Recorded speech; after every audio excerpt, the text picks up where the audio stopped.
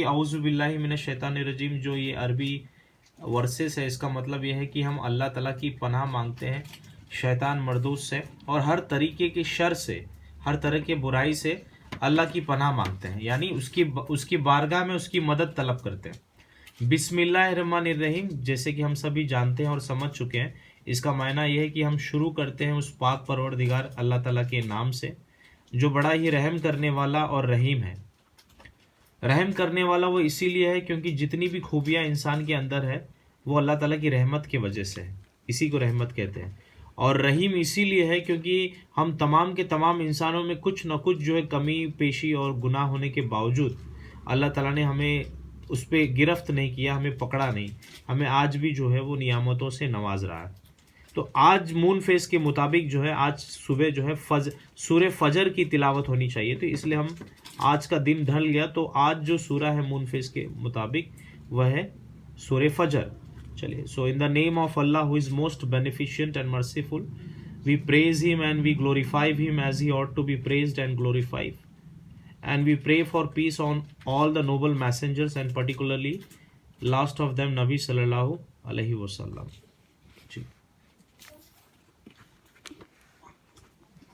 चलिए, तो अब देखिए फर्स्ट जो आयत है वल फजरी, आप देख सकते हैं यहाँ पर यस, ये देखिए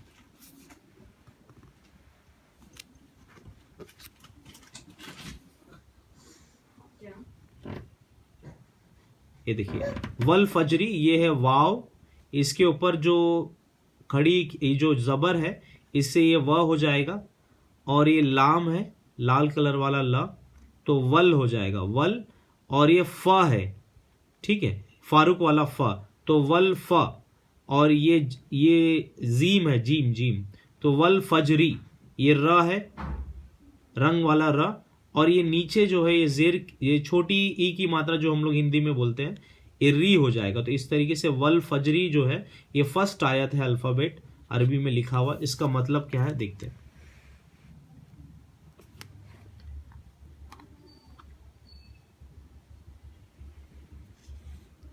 जी दिखाई दे रहा, दिख रहा है आपको अभी? उल्टा दिख रहा है, ओके, एक मिनट।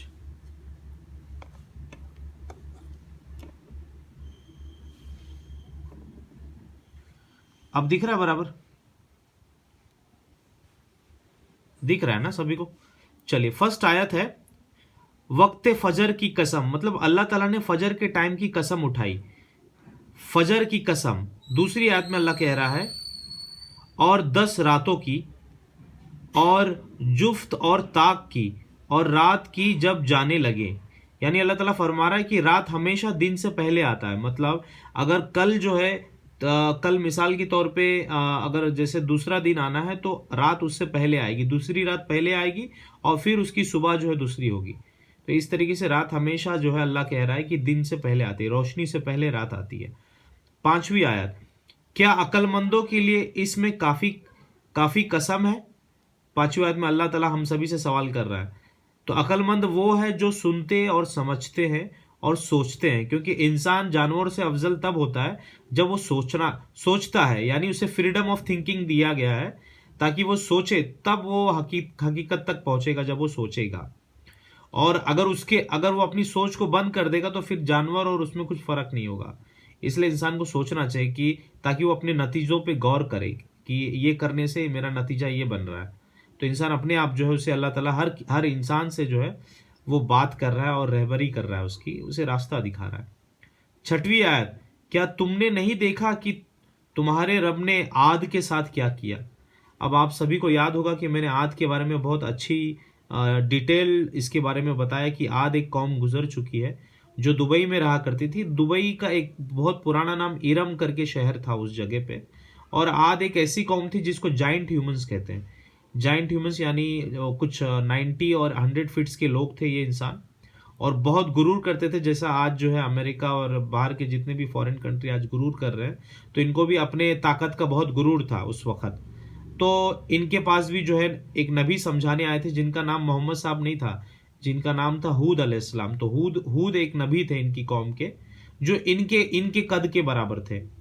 तो इनको समझाया तो उन्होंने जो है इनका मजाक उड़ाया। यानी पहले तो जो कौमे आद में जो नबी थे, इनका नाम था हूद, तो अक्सर उनकी दुनिया के कामों में जो है हूद जो थे, नबी थे, वो मदद करते थे हर काम में उनकी। और इवन यहाँ तक कहा जाता है कि जब किसी कौम की कोई मुश्किल फंसती थी ना, तो ये लोग जो है हूद अलैहिस्सलाम के पास आते थे कि भाई ऐसा ऐसा मसला हो गया, अभी क्या करें। तो हूद अलैहिस्सलाम बकायदा उनको बहुत ही इंटेलेक्चुअल रास्ता बताते थे कि देखो ऐसा करो तो बहुत फायदा होगा। लेकिन एक वक्त आया जब अल्लाह ने हूद अलैहिस्सलाम को बोला, अच्छा नबी, अब इनसे क्लियरली इनको बता दो कि ये लोग जो बूत परस्तिश कर रहे हैं, मूर्तियों को पूज रहे हैं और इनके बाप दादा जो करते आए हैं, इनसे इनसे क्लियर कहो कि तुम्हारा रब इसको नापसंद करता है। क्यों न, और अल्लाह ताला ये भी दलील दे चुका है कि एक मिसाल तुम खुद लेके समझो कि तुम्हारा कोई माल हो और तुम्हारे माल में तुम किसी और को शरीक कर दो, यानी तुम्हारा कुछ हक है, तुम दोगे अपने माल में किसी को, तो जब तुम अपना माल किसी के साथ शरीक नहीं कर सकते, तो फिर रब ने तुमको तुम्हारी जिंदगी और हर चीज अल्लाह ताला का अकेले का है। तो अब अगर तुम उसके साथ किसी और को रब बनाओगे तो तुम्हारा रब तुमसे मायूस, तुमसे नाराज नहीं होगा? बेशक नाराज होगा। तो जब हूद अलैहिस्सलाम ये आद की कौम को समझाए, तो इन लोगों ने क्या कहा कि इन लोगों ने कहा कि अरे हूद, तुझसे तो हमें बहुत उम्मीदें थी, अब तो हमारे सपनों पे पानी फिर गया, ये तूने हमसे क्या कह दिया? अरे आप कहते हो कि हमारे जो बाप दादा जो करते आ रहे थे वो छोड़ दें, ये कैसे हो सकता है? मतलब जब उनको एक खुदा की तरफ इबादत करने के लिए बोलते थे तो उनके मुंह बिगड़ जाते थे, और उनको उन्हीं के सामने अगर 1000 खुदाओं की इबादत करते थे तो उनके चेहरे खिल जाते थे, खुश हो जाते थे। तो ये है इस खतरनाक निशानी जो इंसान को जो है मरने से पहले इस बड़ी बुराई से जो बाहर आना होगा, वो भी अल्लाह की किताब उन्हें बाहर निकालेगी, कोई इंसान नहीं। 7वीं आयत, यानी कौमे इरम। ये देखिए मैंने अभी जस्ट बोला ना बहन, आद की कौम का नाम इरम कौम था, इरम। तो यानी कौमे इरम के साथ जिनके सुतून जैसे कद और कमत थे। सुतून जैसे मतलब बड़े बड़े जो पिलर होते हैं ना हाइट के, 90 फीट के, 80 फीट के सुतून, बड़े बड़े हाइट वाले इंसान थे ये लोग। कद, कद यानी इंसान का हाइट, कदो कामत थे। अब देखते हैं हम नेक्स्ट आयत।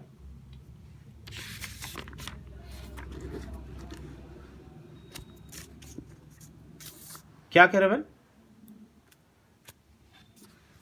मैं हाँ मैं नहीं, अल्लाह ताला जो है जब जब कोई कुरान की आयत जो है ना बंदों को समझाते हैं ना, तो अल्लाह ताला खुद कुरान में कह रहा है कि हम इसको बदल बदल के फेर फेर के रिपीट करते हैं ताकि तुम्हारे दिल को वो बात समझ में आ जाए। क्योंकि इतनी मोटी बात इंसान को जो है अल्लाह ताला हिकमत से कुरान नाजिल किया है, तो इसमें अल्लाह ताला ही बेहतर जानता है कि कौन सी बात को रिपीट किया जाना चाहिए। ऐसा जी, तो इसी रिपीट होता। यस, नहीं जरूरी नहीं, मतलब आप गौर करें, पूरा कुरान पढ़ने के बाद अपना एक राय दें, तब आपको समझ में आएगा कि अल्लाह ताला ने बहुत जरूरी चीजों को जहां अल्लाह ताला ने चाहा वहां अल्लाह ताला ने रिपीट किया। मतलब यानी किसी इंसान की वजह से ऐसा नहीं हो रहा है, ये तो हूबहू अल्लाह ताला का। देखिए अल्लाह ताला जो कलाम जब उसने भेजा, तो वो जिब्राइल अलैहिस्सलाम एक ऐसे फरिश्ते हैं जिन जो सरदार फरिश्ते हैं, लीडर हैं एंजल्स में। तो वो खाली मोहम्मद साहब के पास आए तो उन्होंने तो अरबी में उनको आके वो अल्लाह के साउंड को अरबी में बोल के दिखाया, ठीक है, क्योंकि नबी मोहम्मद साहब तो अरबी ही समझते थे ना, आप समझ रही हैं। लेकिन जिब्राइल अलैहिस्सलाम जो फरिश्ते थे वो मोहम्मद साहब से पहले बहुत सारे पैगंबरों के पास अल्लाह का मैसेज लेकर आए, वही मैसेज कि ला इलाहा इल्लल्लाह, उस पाक परवरदिगार के सिवा तमाम कायनात में कोई पूजने योग्य नहीं, इबादत करने के लायक नहीं। तो जब वो किसी कौम दूसरे कौम में जाते थे तो वो पैगंबर कोई और अपनी जुबान बात किया करते थे, तो बेशक वो फरिश्ते फिर वो जुबान में जाके उनको समझाते थे, लेकिन उसका जो असर है, मायने का जो असर है, वो कभी किसी जुबान में बदलेगा नहीं। हाँ भाषा बदल जाएगी, लेकिन उसके अंदर का जो तासीर है, जो असर है, यानी उसका मायना, वो कभी चेंज नहीं होगा। हाँ बस खाली बोलने का ढंग बदल जाएगा। आप समझ रहे ना बात को? तो ये चीज है। 8वीं आयत, जिनकी तरह शहरों में कोई शख्स नहीं पैदा किया गया। अल्लाह खुद बता रहा है कि मैंने ऐसा आज तक वैसे लोगों के जैसा मैंने किसी को नहीं पैदा किया। मतलब अब समझ सकती हैं आप कि कितनी शान और शौकत वाले थे वो लोग, और जिसमें वो इतरा रहे थे।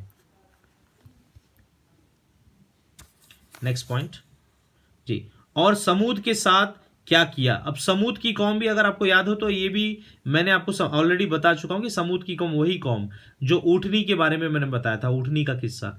वो कौम बोली थी ना कि अरे हमको एक पहाड़ से एक ऊँटनी निकाल के दिखाओ, ऐसी ऊँटनी निकालो कि आते ही साथ एक बच्चा भी पैदा करना चाहिए, तुम ये करके दिखा दो तो हम तुम्हारे पे यकीन लाएंगे कि तुम वाकई खुदा के पैगंबर हो। तो इतना इतना बड़ा चैलेंज इन लोगों ने सरकशी के साथ पैगंबरों से करने को कहा, लेकिन जब हो गया, रिजल्ट आ गया, फिर मुकर गए अपने वादे से। तो ये बदमाशी उन्हीं को भारी पड़ गई। आखिर में क्या नुकसान किया उन्होंने पैगंबरों का? कुछ भी नहीं। तो जो वादी कुरा, तो जो समूद जो कौम थी वो वादी कुरा में रहती थी, में पत्थर तराश कर घर बनाते थे। मतलब इन लोग पहाड़ी पत्थरों में घर बनाते थे। इनके पास इतना टेक्नोलॉजी था उस वक्त। और ये कोई आज का किस्सा नहीं है, लगभग अप्रोक्सीमेट नहीं तो भी मैं आपको बता दूं कम से कम अप्रोक्सीमेट 4,500 5,000 साल पुराना किस्सा है समूद की कौम का, जो आज भी है। आज भी आप देखिए यूट्यूब पे है ना, बहुत सारे लोग जो हैं साइंस के रिलेटेड जो है रिसर्चर्स एंड साइंटिस्ट लोग हैं, बाकायदा पंडोरा के माउंटेन्स, उसमें बड़े बड़े पहाड़ों में जो घर बनाए वो आज भी वैसे के वैसे पड़े हुए हैं। अल्लाह ने वो निशानियां बाकी रखी ताकि लोग जो उन निशानियों को देख के इबरत हासिल करें कि नहीं, वाकई हमारा रब जो है सच्चा है और उसने हर चीज को जो है बड़े इल्म से पैदा किया हुआ है। इंसानों को समझाने के लिए और उसकी रहमत मिल जाए बोल के अल्लाह ताला ने डराया अपने बंदों को, ताकि सरकशी करके कहीं उसके गुस्से के गजब में गिरफ्तार ना हो जाए। आप मेरी सारी बातों को समझ रहे बहन, मैं क्या कह रहा हूं पॉइंट को, ठीक है। 10वीं आयत, और फिरौन मेखों वाले को साथ साथ क्या किया। मेखों वाला यानी ये फिरौन, आप लोगों को मैं ऑलरेडी फिरौन के बारे में बता चुका हूं। मूसा अलैहिस्सलाम के दौर का ये जालिम था, जो राजा था और अपने आप को खुदा मनवाता था और लोगों को मारता था कि मेरे को खुदा बोलो नहीं तो तुम लोगों को जान से मार डालूंगा। ऐसा जालिम था ये।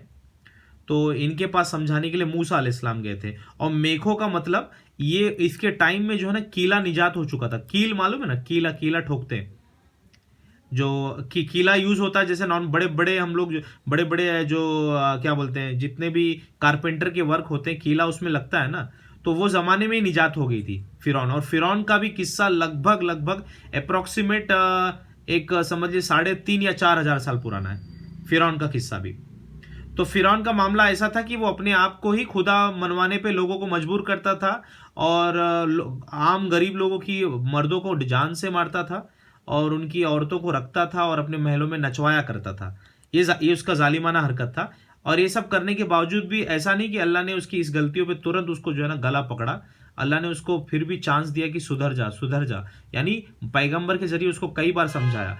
बोलते हैं कि उसकी महल में जब वो बाज नहीं आ रहा था, ऐसे काम कर रहा था ना, अपने आप को खुदा बोल रहा था और लोगों को अपनी इबादत करवा रहा था, तो अल्लाह ताला ने उस मूसा अलैहिस्सलाम, जो अल्लाह पाक की सलामती हो उन पर, बहुत अल्लाह के लाडले नबी हैं वो भी, तो उन्होंने है ना वार्निंग जाके समझाया फिरौन को और इवन बोला कि देखो अगर तुम मानोगे नहीं ना, तो अल्लाह ने उसको कई खुली निशानियां दी। मतलब उसके महल के अंदर उसके महल के अंदर ऐसा उसने महल बनाया था फिरौन ने कि उसके महल में पानी बहता था, मतलब नहरें बहती थी, मीठे पानी की नहरें बहती थी, डायरेक्ट रिवर का कनेक्टिविटी था उसके महल में।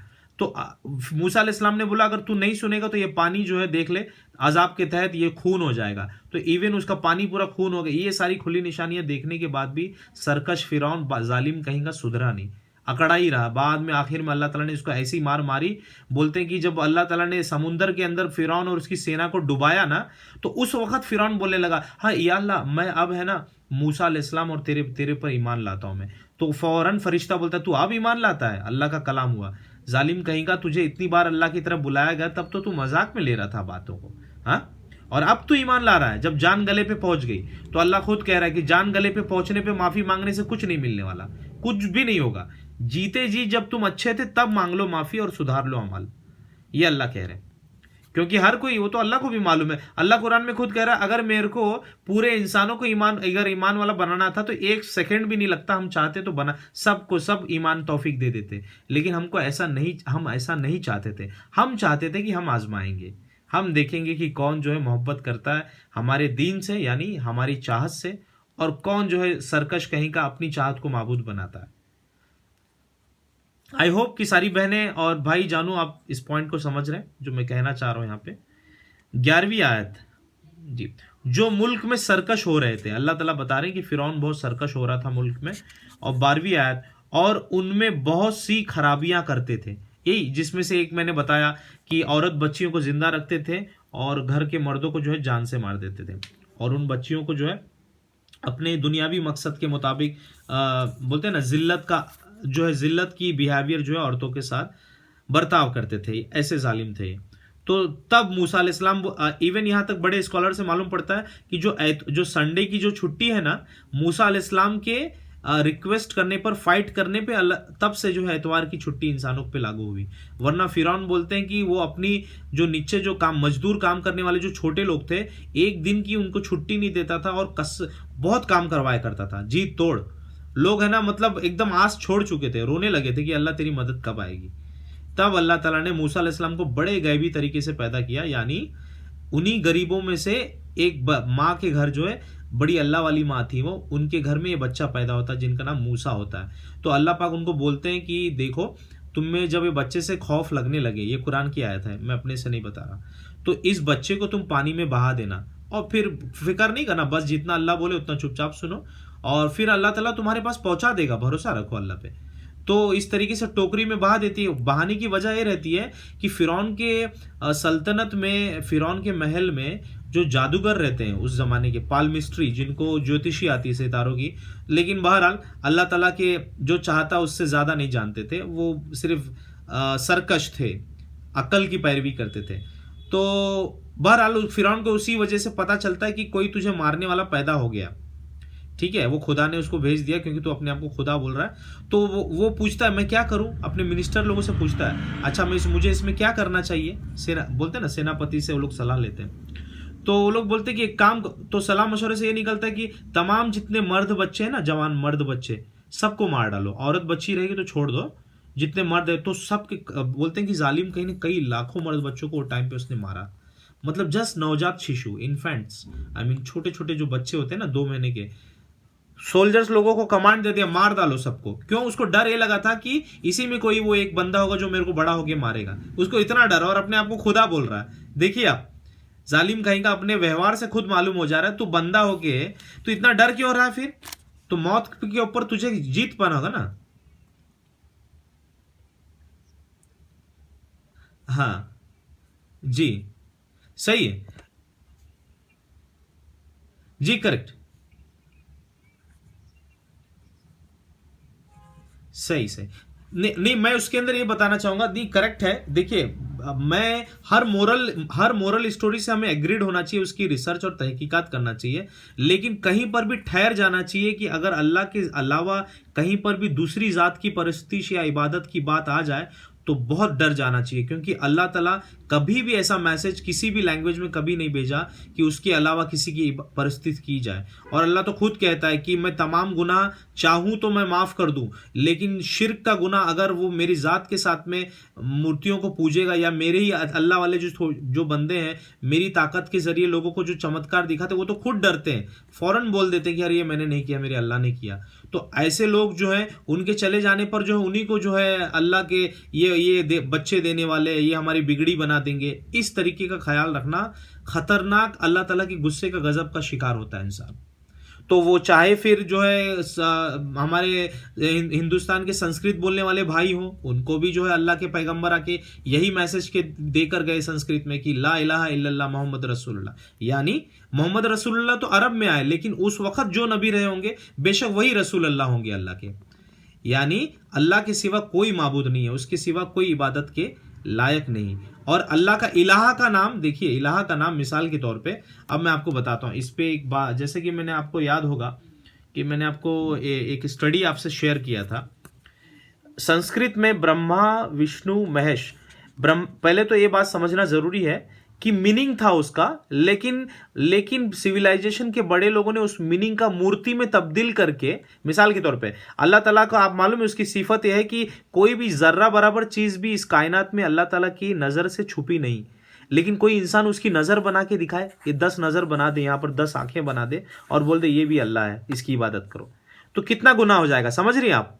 इसी तरीके से ब्रह्मा का मतलब है क्रिएटर यानी रचयिता, तो पूरे कायनात का राइटर जो है अल्लाह है, ठीक है। उसके बाद विष्णु, विष्णु एक संस्कृत वर्ड है जिसका मीनिंग पहले फोकस करें। वहां भी देखिए मीनिंग ही छोड़ दिए। तमाम इंसानों की गलती यही रही है कि वो लोग है ना कभी भी जो है ना मायने पे फोकस नहीं किए और गफलत में बहते रहे, गफलत की धारा में। विष्णु का मतलब है सस्टेनर, मतलब पालने वाला। कायनात में समुंदर के अंदर जितनी मछलियां हैं और आसमानों और जमीन में जितने भी चरिंदे परिंदे, मखलूक, जिन्नात, परिंदे और ना जाने 10-10 हाथ वाले अगर कोई बंदे भी अगर होंगे तो उनको भी पालने वाला कौन है? सिर्फ अल्लाह है। तो विष्णु का मतलब हकीकत में अगर हम अगर अल्लाह को ये जो संस्कृत बोलने वाले अगर विष्णु के नाम से पुकारते, कोई कोई गलत नहीं था।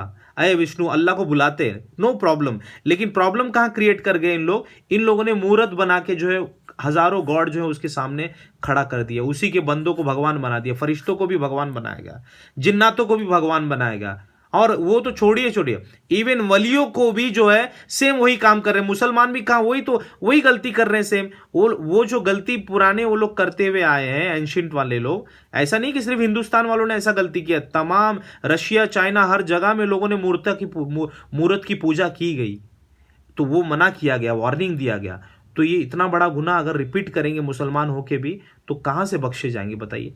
बहुत अजीम गुनाह है। इसलिए, और महेश का मतलब यानी शिव का मतलब होता है डिस्ट्रॉयर मतलब कयामत लाने वाला। अब मुझे बताओ, अल्लाह के सिवा कोई कयामत ला सकता है? बताओ, कोई नहीं ला सकता। तो मायना ये हुआ कि ये अल्फा, उसकी गहराई को समझे बिना अननेसेसरी हम किसी भी सिफत का एक मूर्त बना दे और बोल दे कि इससे भी मांगो। अब कोई आदमी अगर अल्लाह का बंदा दुआ कर दे और उसका काम पूरा जा रहा है, ये भी जो है ये भी एक अल्लाह का रूप है। ये एक जैसे साईं बाबा का मामला आया, हाँ, तो ये इतना जो ये गुनाह है ना, कोई मामूली गुनाह नहीं है। इवन ईसा अलैहिस्सलाम के जो क्रिश्चियंस लोग हैं ना, उन लोगों ने भी तो यही कहा ना, ईसा अलैहिस्सलाम बेटे हैं। आप समझ रही है? फिर भगवान का बेटा हुआ तो वो भी एक भगवान हो गया, है कि नहीं? फिर मरियम जो है वो भी उनकी बीवी है। अब अल्लाह कुरान में उसका मुंह तोड़ जवाब क्या दिया मालूम है? कुल हुवल्लाहु अहद अल्लाहुस समद लम यलिद वलम यूलद वलम यकुल लहू कुफुवन अहद। यानी गवाही दो कि तुम्हारा रब के सिवा इस तमाम कायनातों में कोई माबूद नहीं है और ना ही कोई पूजने योग्य है, और गवाही दो कि तुम्हारा रब जो है बड़ा बेनियाज है और तुम सब के सब मोहताज हो, और अल्लाह ताला पाक है इससे कि किसी का बाप नहीं और ना ही औलाद है। जी सूर्य मरियम है, करेक्ट। सूर्य मरियम, हाँ, माँ मरियम के बारे में है। साथ साथ में वो जमाने में कैसा सिचुएशन था, अल्लाह ताला ने बड़े हिकमत से उसमें बहुत सारे सिचुएशन को भी बयान किया। जिस दिन वो सूर्य मरियम हम रिसाइट करेंगे तो आपके सामने उसकी रियलिटी आपके सामने पेश करूंगा इंशाल्लाह। ठीक है बहन? तो आई होप कि हम अब आगे बढ़ते हैं इसमें।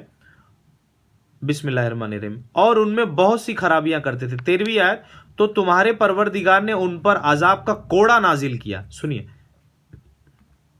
तो तुम्हारे परवरदिगार ने उन पर अजाब का कोड़ा नाजिल किया। मतलब अल्लाह की आदत, अल्लाह कुरान में कहता है कि तुम्हारा रब तो ऐसा है कि उसकी आदत में तुम कभी भी तब्दीली और तगय्युर नहीं पाओगे। यानी तुम्हारे अल्लाह ऐसा नहीं है कि एक अल्फाज कह दिया इंसानों की तरह और तुरंत जो दूसरी बार तुरंत अपना अल्फाज बदल दिया। बिल्कुल नहीं। तुम्हारे रब की शान यह है कि जो एक अल्फाज कह दिया तो जमीन और आसमान टल जाएंगे, लेकिन उसकी बात कभी टलेगी नहीं। ऐसा तुम्हारा अल्लाह शान वाला है, हमारा अल्लाह।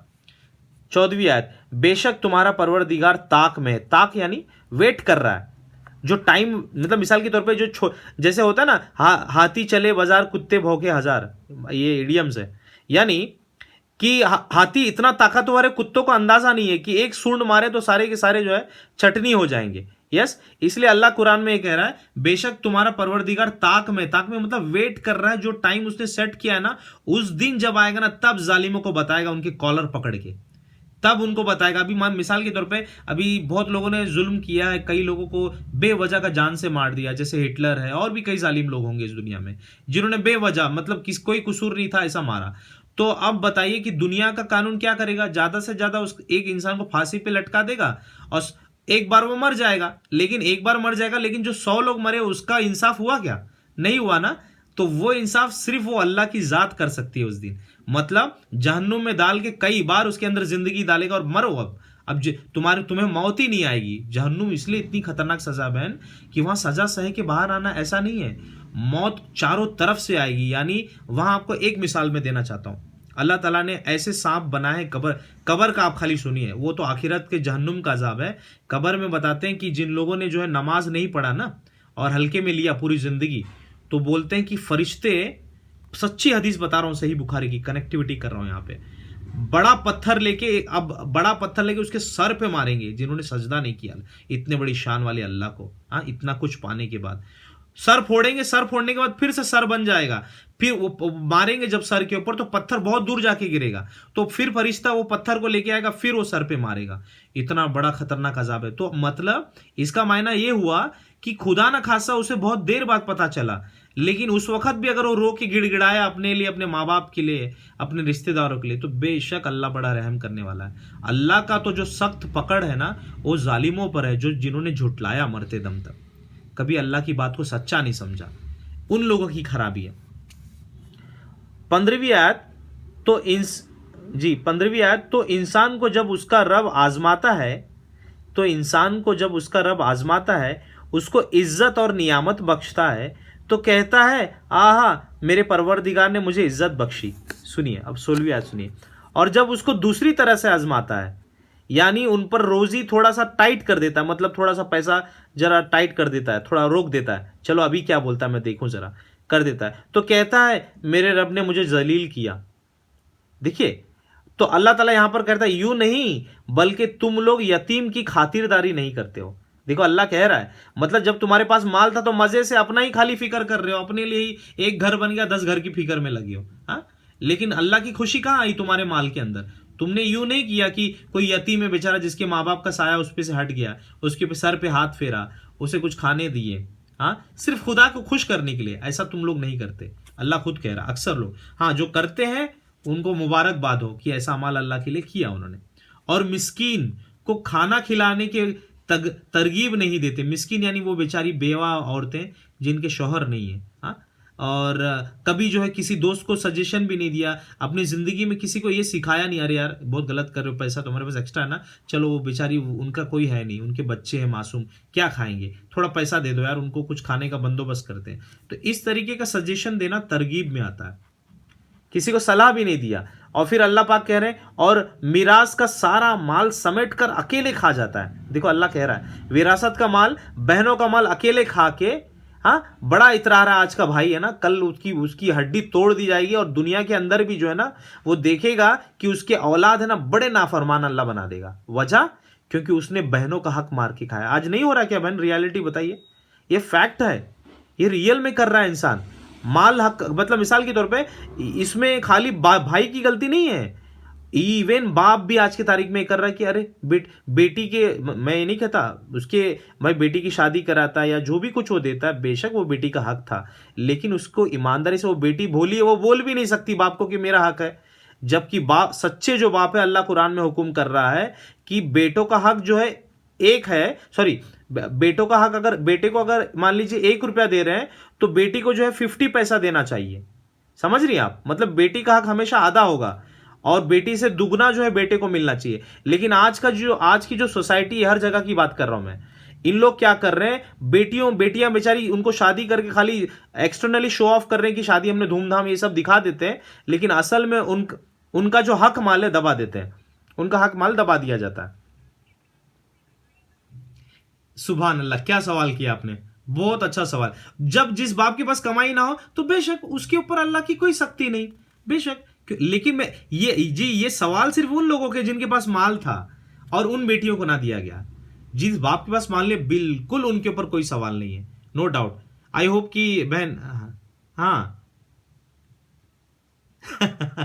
अल्लाह अल्लाह हिदायत दे, अल्लाह हिदायत दे। क्योंकि बहन जरा सोचिए कि वो बहन कितना मुस्कुराएगी। बेशक वो पराया है, वो जा रही है दूसरे घर, लेकिन उसके हक को ले जा रही है, किसी भाई का माल नहीं ले जा रही है, वो अपने उसके बाप के माल में भी उसका हक है। तो उसको ईमानदारी से, जो सच्चा भाई होता है उसे खुशी खुशी देता है, ले बहन ये मेरा कुछ नहीं है, दे रहा है, तू इस्तेमाल कर इसे, क्योंकि मैं इसका बोझ नहीं उठा सकता अपने कंधे पर, है ना, मुझे अल्लाह को जवाब देना है। ये तो खुद अल्लाह का सजेशन है, मैं इसमें कुछ भी अपनी बात नहीं कह रहा। 21वीं आयत, और जब जमीन को कूट कूट कर रेजा रेजा कर दिया जाएगा। देखो अल्लाह कह रहा है कि कयामत के दिन हम है ना जमीन को तोड़ फोड़ने का ऑर्डर दे देंगे एंजल्स को, तो ये पूरे पहाड़ों को ऐसा तोड़ेंगे कि ये पूरे पहाड़ जो है कापूस के जैसा उड़ने लगेंगे।